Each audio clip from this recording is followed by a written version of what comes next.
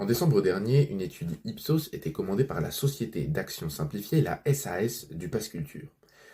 Cette étude, elle révélait que la moitié des jeunes de 15-21 ans trouvaient les milieux de culture éloignés d'eux. Cela contraste avec l'envie de 2 tiers de ces jeunes d'avoir un accès culturel approfondi dans les milieux artistiques. Cela est rendu d'autant plus compliqué que 48% des sondés trouvaient que la culture était financièrement difficile d'accès. Cette question des finances, elle est très intéressante parce qu'en février dernier, la ministre de la Culture, Rachida Dati, divisait par 2 la somme obtenue aux 18 ans de chaque jeune français. En effet, auparavant, lorsqu'un jeune français obtenait ses 18 ans, eh bien, il gagnait au passage 300 € grâce au Pass Culture. En février dernier, cette somme est passée de 300 à 150 €. Alors, on pourrait tout à fait dire que 150 €, ça reste une somme, et que ainsi, les jeunes peuvent bénéficier d'une ouverture culturelle assez conséquente. Or, pour les lieux de culture, ça n'est pas la même histoire. En divisant ce budget par 2, cela devient beaucoup plus difficile d'entretenir un théâtre, une troupe, un cinéma. Ainsi, nous nous sommes posé la question, comment garantir cette ouverture culturelle avec un budget réduit? Justement, mercredi 4 février, mon équipe et moi-même sommes allés à l'aéronef. En effet, ce jour-ci était présenté un événement tout particulier.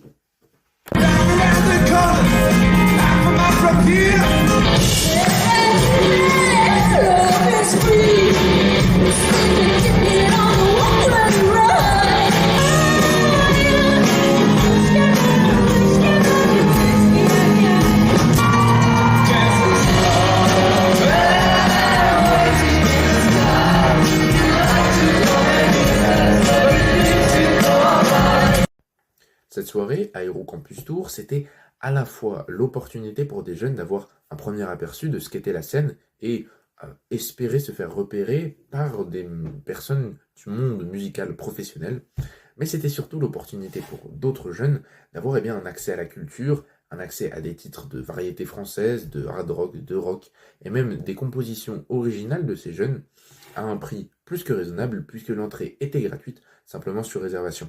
Cet événement, il a grandement fonctionné, et d'ailleurs, l'organisateur nous en dit un peu plus. Aujourd'hui, on a plus de 250 réservations. L'année prochaine, on ouvre la Mezza et ce sera un petit peu rare. Et ce sera grâce à vous. Deux petits trucs à dire avant que ces jeunes gens explosent tout, parce que c'est ce qu'ils vont faire, même si c'est leur premier concert. Ce projet, vous le connaissez, c'est décliné de l'Aéro Teenage Tour, un truc qu'on fait depuis 10 ans.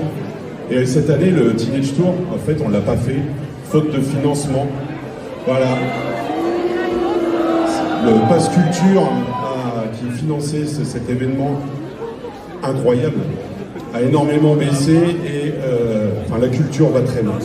L'éducation va mal, voilà. Et aujourd'hui, on est là pour dire que ça nous emmerde, en fait. Voilà.